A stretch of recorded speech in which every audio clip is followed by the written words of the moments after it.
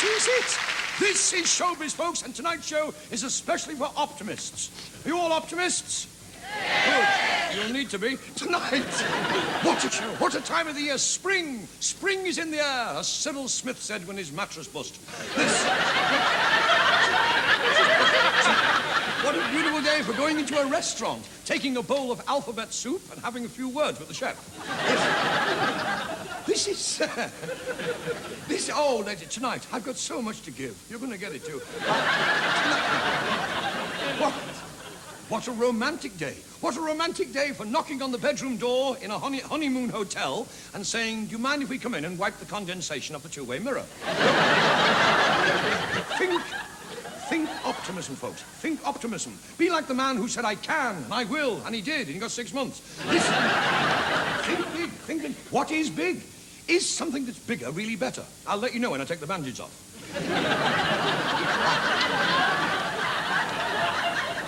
We should all think bigger. Instead of buying Grecian 2000 to get rid of the grey hairs, buy Grecian 5000 and get rid of the flipping lot. And next time you go... Well... Granted. Next time you go into a Chinese takeaway, instead of fiddling about with ordering the 17s and 26s, go straight in for the 247.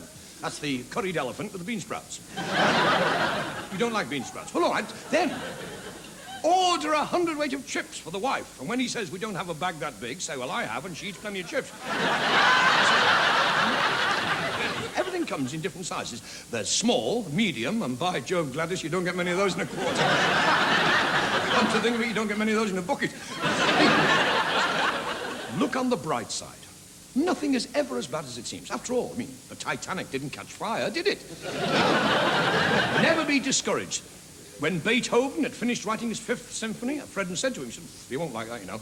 Beethoven said, 4:30. So, Remember all the great heroes of the Wild West, in the great days when men were men and women were exhausted.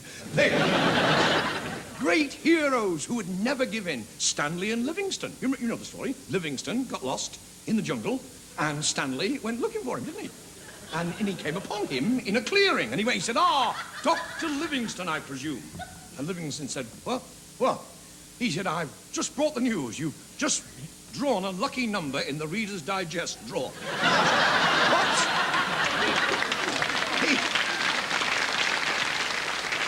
Stanley and Livingstone, two explorers on the riverbank, and all of a sudden, ow! He said, what? He's an alligator, just bit me leg off.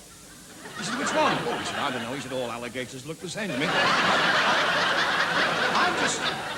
On the show tonight, we were to have had Metal Mickey, but when she heard what time the show was going out, Mrs. Foot said, oh, no, Michael's always fast asleep in bed by now. We were to have had Christopher Lee on the show tonight, Christopher Lee, but he broke into Dolly Parton's dressing room and bit her on the neck, and the police took him away to have his eyes tested.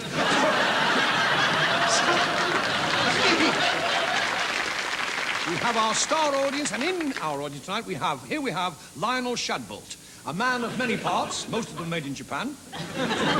Lionel is an old soldier, and he's seen action all over the world, but he still prefers British girls. And here we have Mrs. Linda Lump. Linda Lump, she was one of the first people to buy a television set just after the war.